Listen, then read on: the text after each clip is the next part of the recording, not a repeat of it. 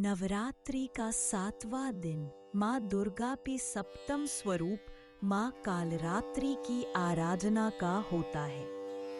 ये स्वरूप देखने में भयंकर प्रतीत होते हैं, लेकिन वास्तव में ये अपने भक्तों को सदैव शुभ फल ही प्रदान करती है। आइए माँ कालरात्रि की पावन कथा सुनते हैं।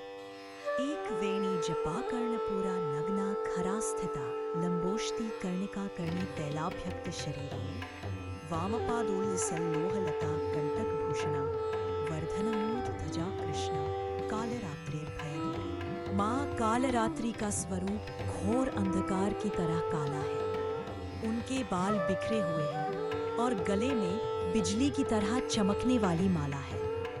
उनके 3 नेत्र हैं जिनसे बिजली जैसी चमकीली किरणें निकलती रहती हैं। उनकी श्वास से अग्नि की ज्वालाएं प्रकट होती रहती हैं। उनका वाहन गर्दव अर्थात गधा है। माँ कालरात्रि के दाहिने ऊपरी हाथ में वर मुद्रा और निचले हाथ में अभय मुद्रा है। बाएं हाथ में वे लोहे का कांटा और खड्ग धारण करती है।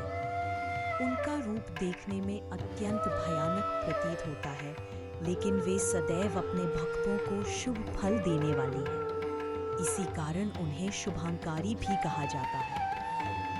नवरात्रि के 7वें दिन माँ कालरात्रि की पूजा का विशेष महत्व है। इस दिन साधक का मन सहस्त्रार चक्र में स्थित होता है। इस अवस्था में साधक को ब्रह्मांड की समस्त सिद्धियों का द्वार खुलता प्रतीत होता है।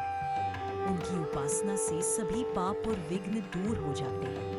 साधक अक्षय पुण्य और दिव्य लोकों का अधिकारी बनता है। माँ कालरात्रि दुष्टों का विनाश करने वाली है। दानव, दैत्य, राक्षस, भूत और प्रेत इनके स्मरण मात्र से भयभीत होकर भाग जाते हैं। वे ग्रह बाधाओं का नाश करती है और अपने उपासक को अग्नि, जल, शत्रु और रात्रि के भय से मुक्त करती है। उनकी कृपा से भक्त सर्वथा निर्भय हो जाता है। माँ कालरात्रि की उपासना से मिलने वाले शुभों की गणना नहीं की जा सकती। उनका ध्यान और स्मरण हमें सदैव कल्याण की ओर ले जाता है। माँ कालरात्रि का भयानक स्वरूप हमें यह सिखाता है कि नकारात्मक शक्तियों का विनाश कर ही सच्ची शांति और कल्याण संभव है। नवरात्रि के 7वें दिन हम सब माँ कालरात्रि से प्रार्थना करें कि वे हमें निर्भयता, शक्ति और शुभता का वरदान प्रदान करें। जय माता दी।